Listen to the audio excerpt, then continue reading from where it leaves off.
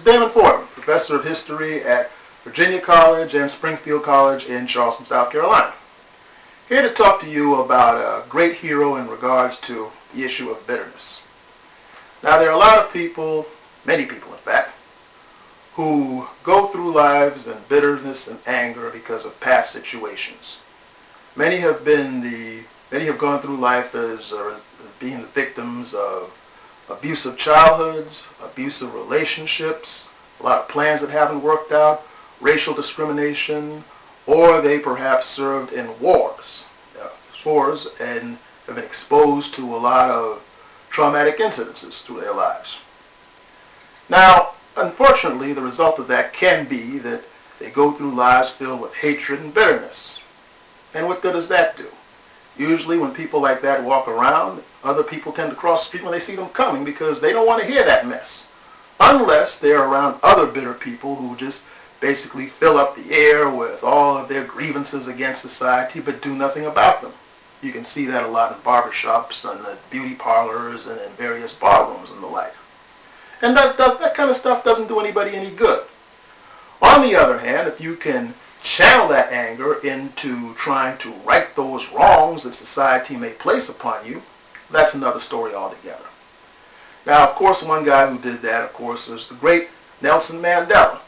Now, just about everyone watching this knows all about how the great Mr. Mandela was born in South Africa in 1918. During his adulthood, the Nationalist Party took over South Africa, the year 1948, and they imposed what was known as the apartheid regime, which meant that blacks in South Africa lived under not only a system of segregation, but they were moved from their homes and lands onto much inferior ground where little could be planted and placed in a greatly inferior position in society. Mr. Mandela joined the African National Congress during its youth league, and he first tried to do this through nonviolence. Then he got into a campaign of sabotage against the government for their treatment of people of African descent. He was caught, of course, in 1963, and in 1964 he gave this amazing speech at his trial and was incarcerated until 1990. Now, what a lot of people don't know is that during that incarceration, his mother died in 1968. His oldest son died in 1969. And yet, in both of those cases, they refused to allow him out of prison to attend these funerals. And even during that time, when one of his daughters bitterly protested against this in a letter, he reminded her of the humanity of their opponents. Now that says a lot. So in the course of those 27 years, he was allowed a number of chances to be let free.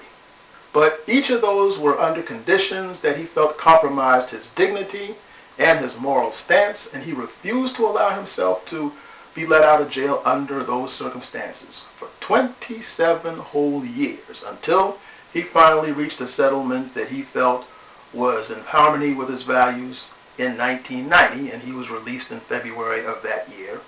And as we all know, he took a lot of that energy to reform South Africa and become its first African president. Now, what does this have to do with bitterness? Well, in 1993, Mr. Mandela was interviewed about all of this by Time magazine, and this is what he had to say. The reporter in question asked him, "Many have commented on your lack of bitterness. How would you put all this behind you?" And Mr. Mandela replied with this: "Perhaps if I was idle and did not have a job to do, I would be as bitter as others. But because I have been given a job to do, I have not had time to think about the cruel experiences I've had. I'm not unique. Others have every reason to be more bitter than I. There are countless people who went to jail and who aren't bitter at all, because they can see that their sacrifices were not in vain and that the ideas for which we lived and sacrificed are about to come to fruition, and that removes the bitterness from their hearts." So I'm not saying that once you've been through a rough situation you say, "Oh well, that's the past. I'll just get over it and go on with my life and don't worry, be happy." No, I'm not saying that. That's crazy. What I'm saying is that if you have been through a bitter situation, think of ways to correct the wrongs that have been dealt to you in a constructive fashion, and make sure that you help others learn from what you've been through in a constructive fashion so the society will be better and that there will be less reason for that kind of bitterness in the future. This is Damon, and if you want to read more about this, read Nelson Mandela Speaks, which is a great collection of his writings and speeches. This is Damon Fordham.